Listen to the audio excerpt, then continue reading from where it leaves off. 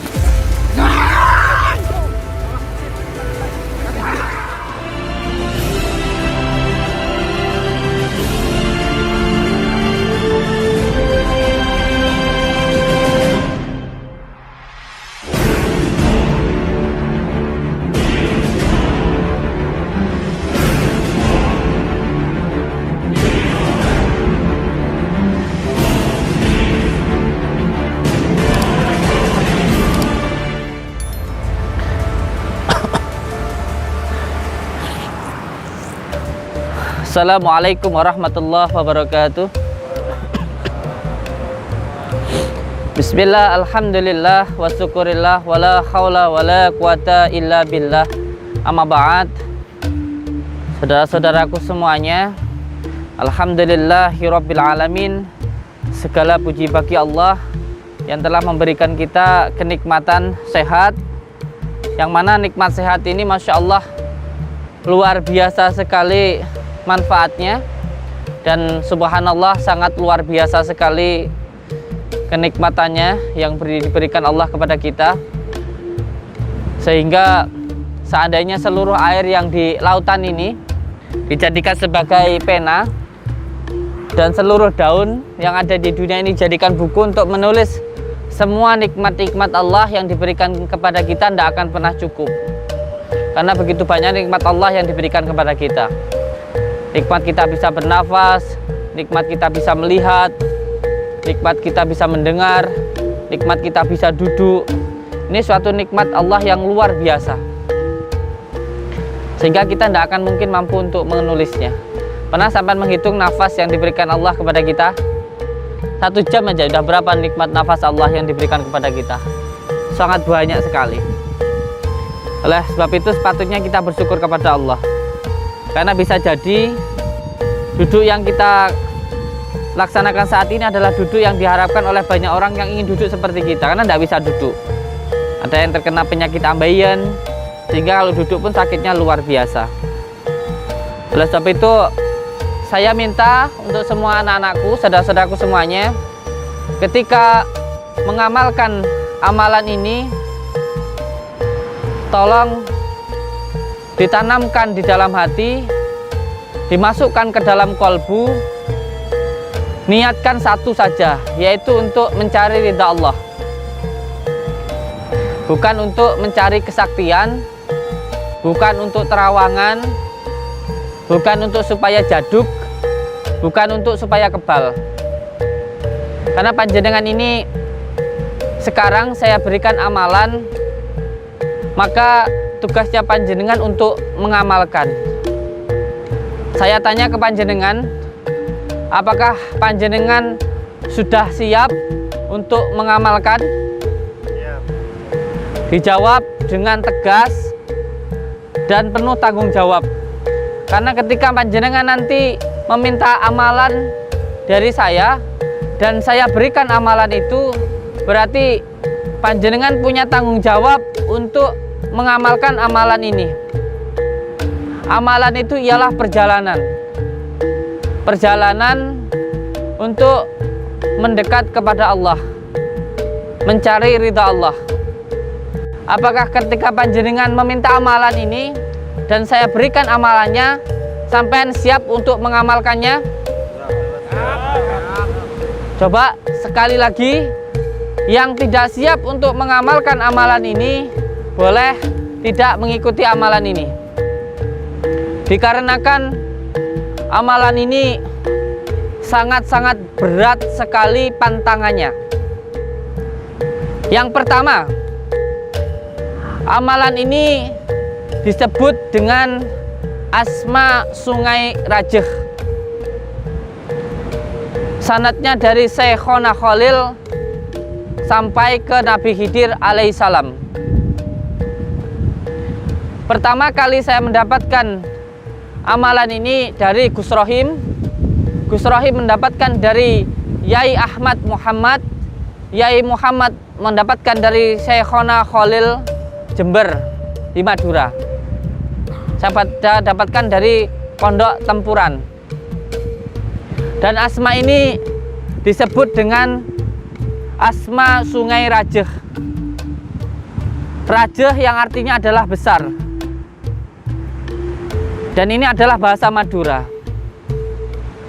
Jadi Sungai Rajeh ini ada 3 versi dulu. Yang pertama ada versi Cirebon, dan yang terakhir yang paling tinggi ialah versi Madura. Dan ini dari versi Madura Selatan. Asma ini lisan bilisan. Dia tidak boleh ditulis. Jadi lisan bilisan itu dari mulut ke mulut. Jadi ketika saya membaca, panjenengan mengikuti, dan 3 kali ucapan harus hafal. Asma ini yang pertama pantangannya tidak boleh dibaca dekat dengan orang hamil, karena energinya sangat besar sekali, bisa mengakibatkan keguguran. Yang kedua, asma ini tidak boleh dibaca di dalam rumah, karena bisa membuat rumah itu retak dan bisa membuat alat-alat elektronik rusak. Kecuali di dalam masjid boleh. Yang kedua, tidak boleh dibaca di dalam berkendara, bisa membuat kendaraan itu rusak. Dan yang terakhir, pantangannya dari Asma Sungai Rajeh ini ialah tidak boleh melakukan zina, baik zina mata maupun zina jisim yang lainnya. Mohon maaf apabila sampai melanggar, saya sendiri belum mampu untuk menyembuhkannya, kecuali panjenengan langsung datang ke Abah Yai. Jadi siapa yang melanggar sampai melakukan zina, ini nanti akan busuk kemaluannya sampai perutnya, dan ini sangat berbahaya sekali. Insya Allah memang ketika mengamalkan Asma Sungai Rajeh ini akan sangat memancar sekali aura pengasihnya. Tetapi hati-hati, ini bisa menjadi cobaan untuk panjenengan semua. Karena ketika panjenengan disukai oleh lawan jenis dan sampai-sampean itu tidak bisa mengendalikan nafsu yang ada di diri panjenengan bisa mengakibatkan bala atau musibah di dalam diri panjenengan. Jadi bisa menjadi sebuah kelebihan dan juga bisa menjadi sebuah cobaan. Hati-hati, jangan sampai melakukan zina. Saya sudah mengatakan ini, jangan sampai melakukan zina, akan busuk di kemaluannya sampai ke perutnya. Bahkan ketika menonton film porno, mohon maaf, itu pun banyak yang sudah mengalami kejadian matanya menjadi rabun dan buta. Hati-hati ini. Jadi yang sanggup untuk mengamalkan, silahkan dijawab qabiltu. Dan saya tanyakan sekali lagi ke panjenengan semuanya, apakah panjenengan siap untuk menerima dan mengamalkan asma Sungai Raja ini? Siap. Siap? Siap. Siap? Siap. Alhamdulillah. Kalau begitu akan saya jelaskan. Asma Sungai Raja ini saya dapatkan ada 99 ijazah. Dimulai dari asma Sungai Raja, ada nanti Singa Raja, dan ada juga Raja di Raja.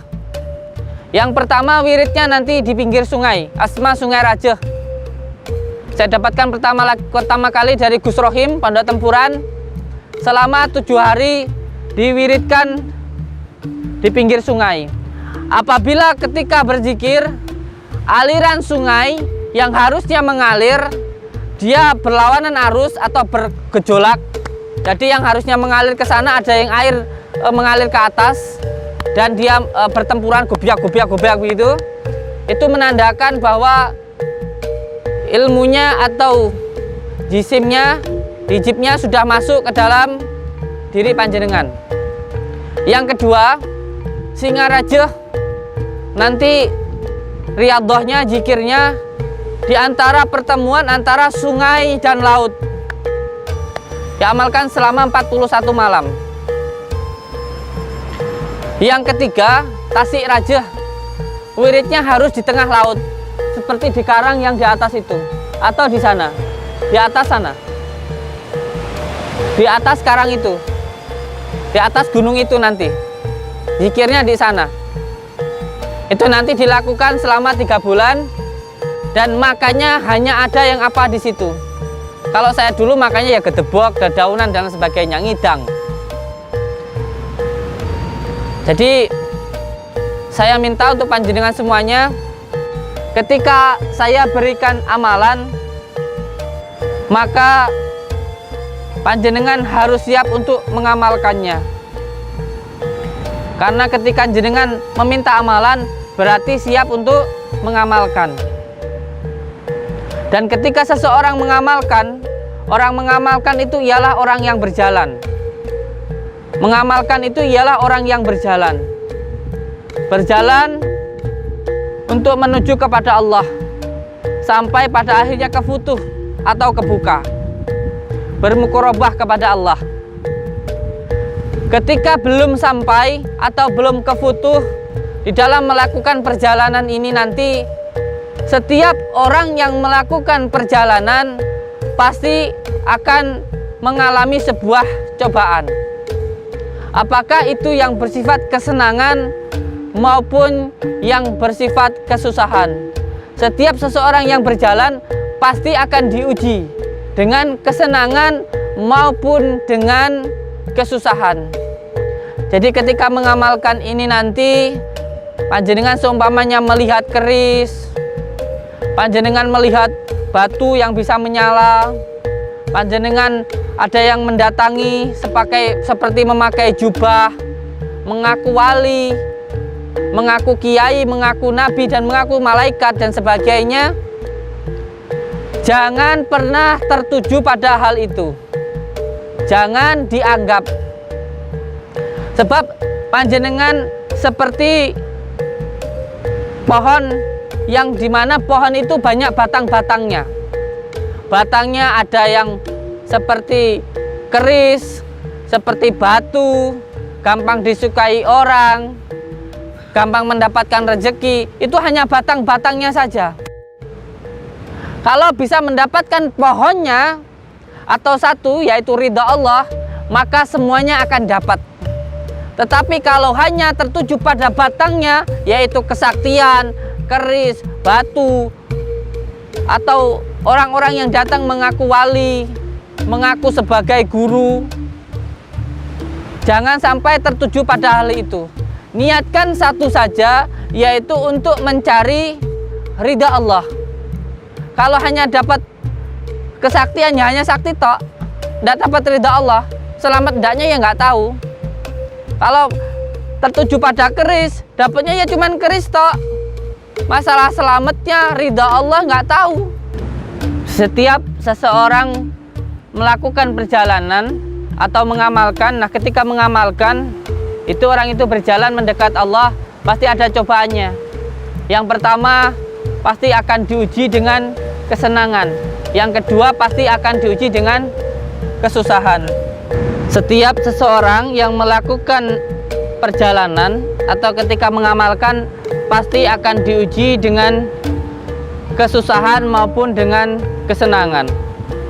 Maka saya harapkan panjenengan benar-benar harus mempunyai tekad dan niat yang kuat, karena tidak akan semudah seperti yang jenengan harapkan.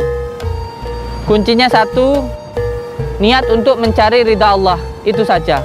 Ketika niatnya satu untuk mencari ridha Allah, maka semuanya akan didapatkan. Dan setiap orang yang melakukan perjalanan pasti diuji dengan kesenangan maupun dengan kesusahan. Sama seperti panjenengan melakukan perjalanan. Yang penting niatnya kepada Allah, insya Allah semuanya akan mudah. Ketika melakukan perjalanan, di jalan melihat sesuatu hal yang indah, apakah itu kesaktian, apakah itu benda pusaka, apakah itu terawangan, apakah itu raga sukma, apakah itu harta, yang terpenting tidak tertuju pada hal itu. Anggap semua itu adalah bentuk dari nikmat-nikmat Allah. Yang penting hati kita tidak tertuju pada hal itu. Mendapatkan hal itu, diberikan hal itu tidak apa-apa, yang penting tidak tertuju pada hal itu. Niatkan semuanya untuk mencari ridha Allah. Atau ketika di jalan diuji dengan kesusahan, ngantuk, lapar, haus, maka di situ niatnya harus tetap untuk mencari ridha Allah. Oleh sebab itu, saya harapkan panjenengan semuanya ketika mengamalkan amalan ini jangan sampai ditunggangi oleh hawa nafsu. Niatkan satu untuk mencari ridha Allah. Saya minta sebelum saya ijazahkan, panjenengan semuanya sebutkan nama diri sendiri lalu nama ibu kandung.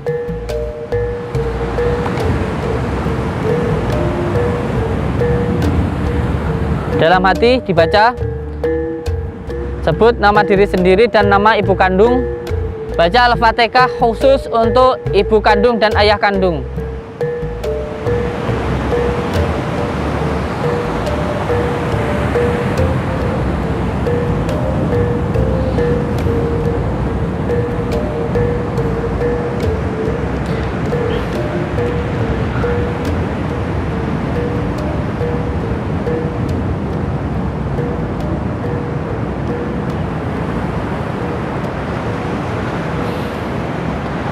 Dan apakah manfaat atau fadilah di dalam Asma Sungai Raja ini akan saya sebutkan satu persatu nanti. Di sini satu persatu saya sebutkan, walaupun di sini ada hampir 1000 fadilah, tetapi sampean baca sendiri di sini nanti. Fadilah-fadilahnya, ini fadilah ini sebagai penyemangat, bukan sebagai tujuan. Yakin kalau sampai niat mengamalkan ini untuk mencari ridha Allah, maka akan mendapatkan semuanya.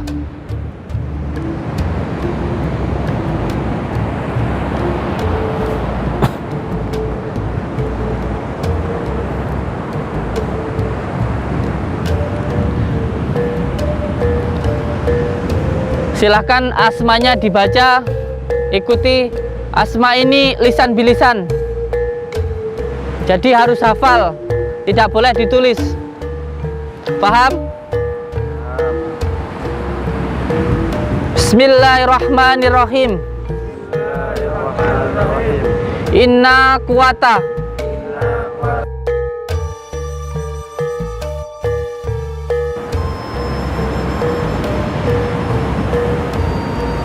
Dirasakan energi yang masuk.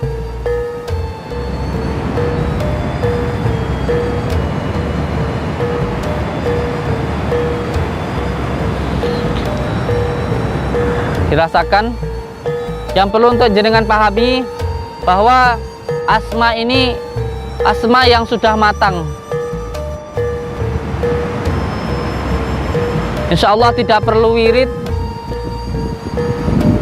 Insya Allah asma ini disebut juga asma yang sudah matang. Jadi asma ini tidak perlu dipuasai, hanya perlu diwirid, dan hanya 3 kata saja. Dan lisan bilisan.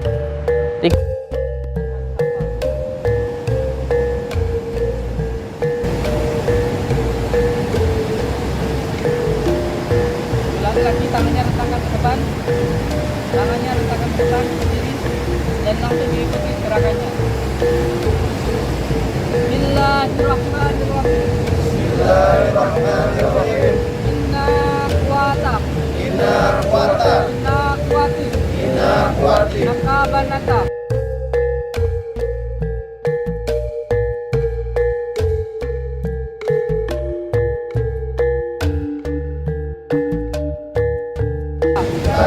Inna kuwata. Inna kuwata. Inna kuwati. Inna Ikuti gerakannya. Allah Akbar.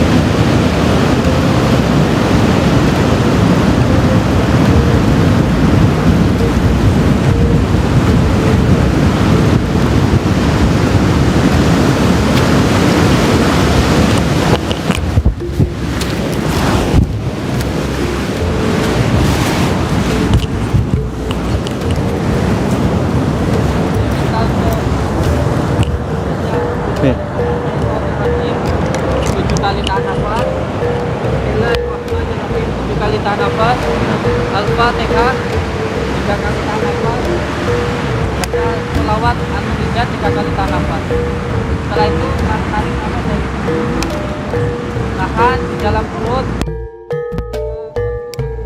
lepaskan dari perut. Allah. Terus tarik nafas lagi di dalam perut, baca yang lain di dalam perut, lepaskan dari perut. Allah. Setelah itu keluar masuk nafas untuk dirasakan saja. Sudah sampai dibaca, masuk nafas Allah, keluar nafas Allah. Untuk dirasakan jangan ditahan. Yang pertama ditahan, yang selanjutnya ditahan saja keluar masuk nafas. Masuk nafas dulu, keluar nafas Allah. Masuk nafas dulu, keluar nafas Allah. Baca dulu, tahan nafas, tahan nafas, kali Al-Fatihah tahan nafas, sholawat atau lidah tahan nafas, lalu tarik nafas, baca tahan, Allah Allah. Posisi tangan seperti ini, tangan seperti ini, taruh di perut. Tangannya seperti ini, tangannya, lihat. Taruh di perut.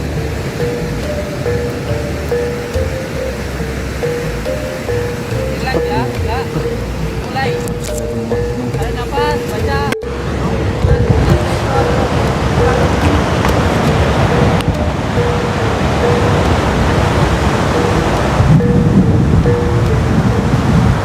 Keluarkan nafas dari perut pelan.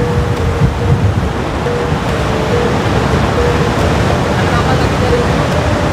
Baca dalam hati Bismillahirrahmanirrahim 10 kali.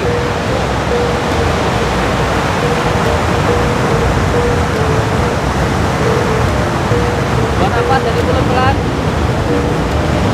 Tarik nafas lagi dari mulut. Sudah Al-Fatihah.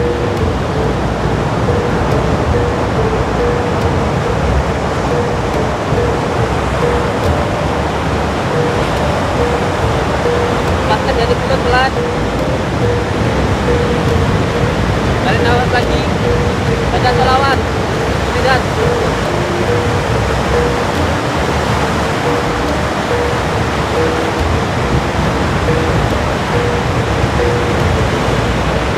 Nafas dari mulut pelan. Tarik nafas dari hidung. Baca dalam hati Maliki Yaumiddin, Allahul Haq. Ya Allah, berikanlah saya yang baik, yang positif untuk diri saya, keluarga saya, agama saya, dan negara saya. Bismillah, bismillah, bismillah. Buang nafas dari mulut pelan. Rasakan keluar masuk nafas sambil zikir dulu Allah, Allah, Allah, Allah.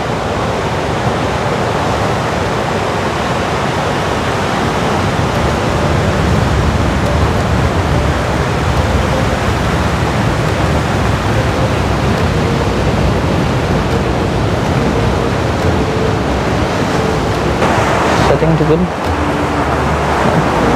Iya.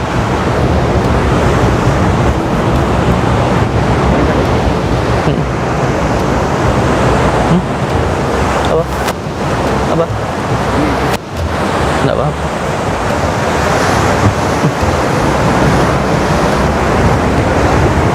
Ya tak setting dulu ya.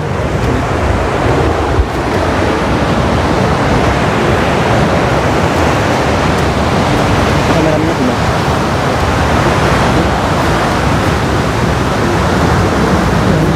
Di sini semua.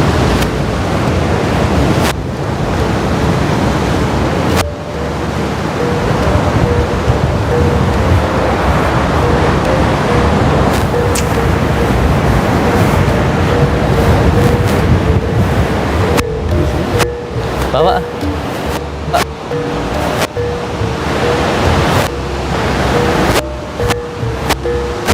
Tekan itu. Tekan.